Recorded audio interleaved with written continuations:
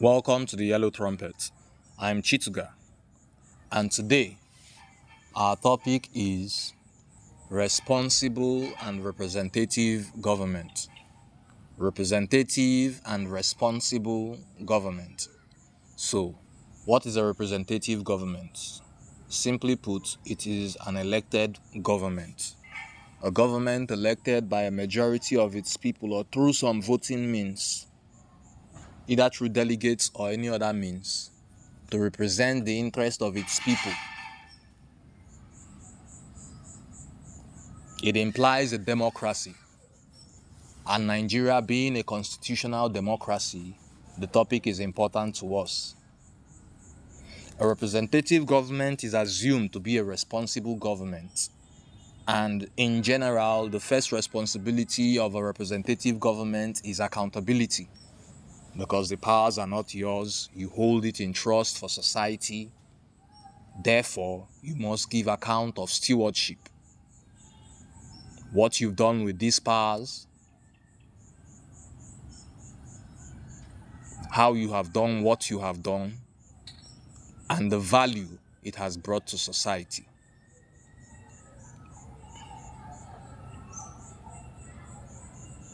A responsible government is one that caters for the well-being of its people, not just economically, or not just with economics in mind. It is not a government that insists on taxes without commensurate social amenities. In fact, the primary purpose of government by Nigerian Constitution is the welfare and security of Nigerians. Any government doing any other thing but providing welfare and security to Nigerians is an irresponsible government as far as Nigeria goes. And guess what? We are having loads of irresponsible governments or partially irresponsible governments, because the situation is that I take care of my people when I am elected, even though it took more than my people to have me elected. This situation becomes even more complicated in a federal system. I recently learned that there are 36 states in Nigeria that I have known. The only homogeneous state in Nigeria is Ekiti. The other 35 states, you will not get are not homogeneous. You will not get a single set of people dominating the whole state.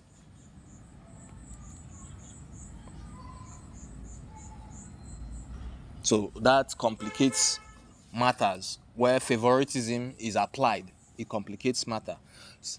A responsible government is a government who sees as its duty provision of amenities and making easy or comfortable social life. What do I mean? Do I mean government comes to your house to give you a bar and a goosey to eat, perhaps with a cold bottle of tiger nut juice? No. Well, if they want to do that, nobody is stopping them. I'm sure people will welcome it as well. But the primary thing are things we share in common. Transport infrastructure. I'll give you an instance. Rivers State, during the 2007 to 2011, there was a public transportation policy that involved luxurious buses. But after the end of that administration, any talk concerning public transportation went into private hands. Private hands without regulations, being taxed but without regulations.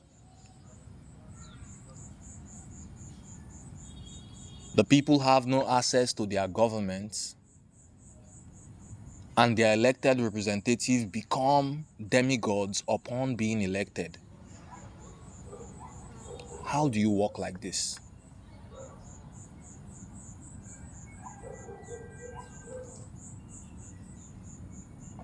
Well, that is the situation we have found ourselves, but it needn't necessarily be the case. As to what a politician or an elected representative should do or any great idea, there is no need for a new idea. There are no need for new ideas, if I'm being honest.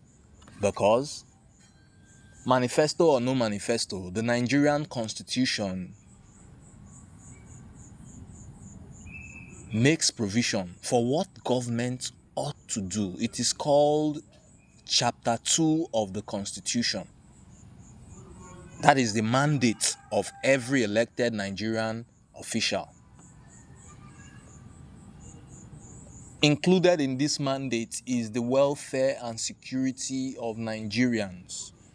Included in this mandate is promoting the economy to the benefit of the majority of its citizens. Included in this mandate is to enable local ownership of means of production, to enable meaningful participation of citizens in the economy. It's there in the law. It's chapter 2. It's about the first thing you meet. Unfortunately, there is this interpretation of the law that says it is not justiciable. That word was used by my lecturer.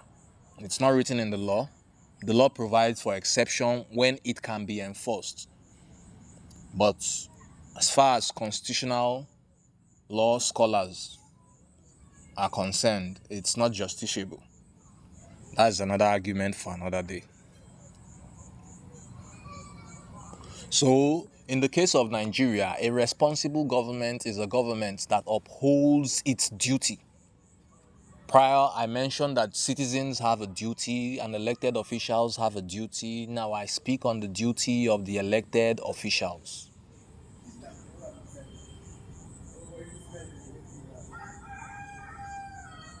What is the duty of the governor of the state? Is it to answer to a cabal?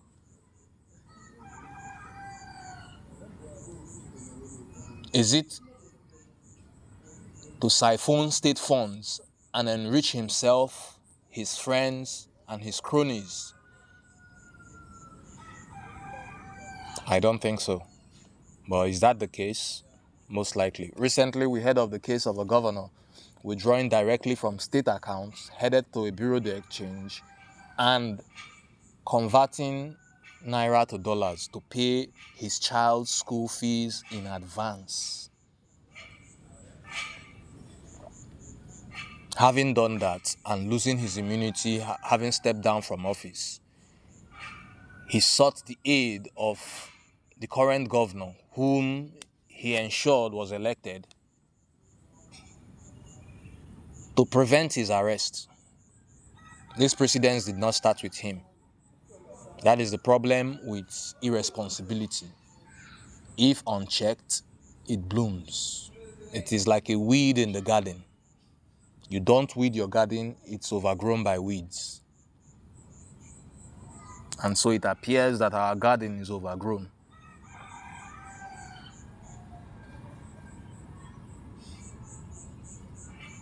So what is the solution to an irresponsible government?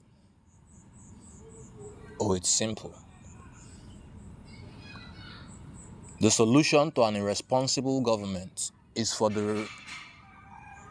those represented to remember that though they have not the authority as prescribed by law to handle the affairs of the state, but they have the power to influence who is there, who gets there.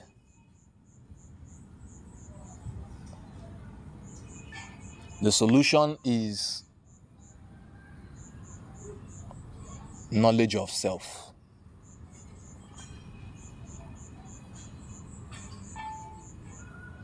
That if you know yourself well enough, you will not be treated as a beggar. not by a man, not by a woman, not even by your father. If you know yourself well enough and you act accordingly, you would not be treated as a beggar. If you are vocal enough about the things that concern you, I have not asked you to abuse any politician or elected representative. That is unnecessary. In fact, that will prevent the message you are intending to pass from being received. What I am suggesting is that you call them out on the issues. I've mentioned transportation in river states. There are roads, but there is no arrangement for public transportation. I've mentioned, again, I use River State as an example because it's where I'm from. The urbanization of Port Harcourt,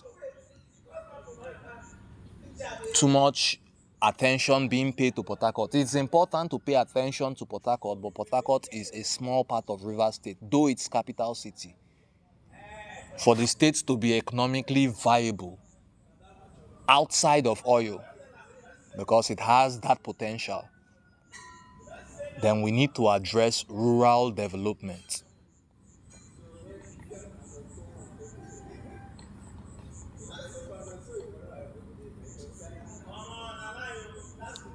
The main message for citizens in a representative government is to remember the power they wield. Your power to vote is not something you should sell for 10,000, 20,000, or even 500,000 naira, because that money will burn away in a month or two, perhaps three, but it will burn away, and you will be left with well, he represents you because he paid and you voted. Perhaps a representative, but an irresponsible government, because he will seek to recoup his funds.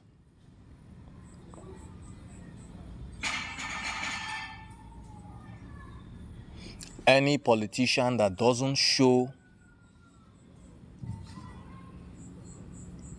concern for the well-being of the public, even before being elected. I'll give you a story. I will not call the state. It involves my friends. In fact, it is my state, River State. It involves my friends who joined some of the top politicians in the state. This was in 2014, during the 2014-2015 period, on the campaign trail. To their surprise, senior government officials were drinking. That is not the surprise.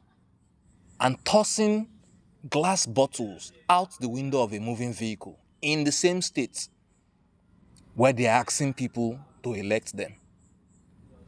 Very irresponsible. And they got elected. So tell me, if you have elected such persons, what difference do you expect? I've said it that a representative government implies a vote, constitutional democracy. And in a democracy, you have the power. Yes, there are issues of rigging, vote rigging. It is difficult to get our minds over the fact that votes can be rigged and what the people or who the people voted is not the person declared. But in this same country, a sitting president has lost his election despite having all the powers, and he was gracious enough to step down. So the idea that an elected representative can misbehave without consequence is fallacy.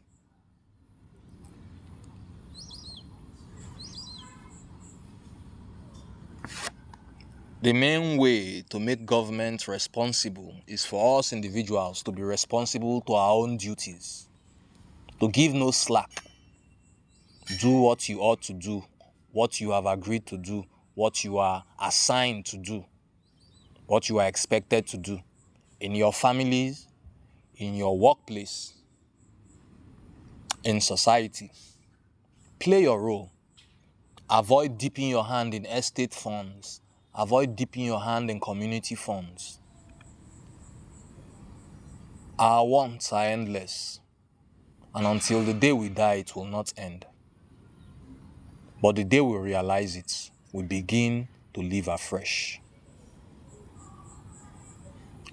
I hope that by the time of the next election, you would have taken the time to appreciate yourself and have a better understanding of who you are, what you want, and who best to represent you.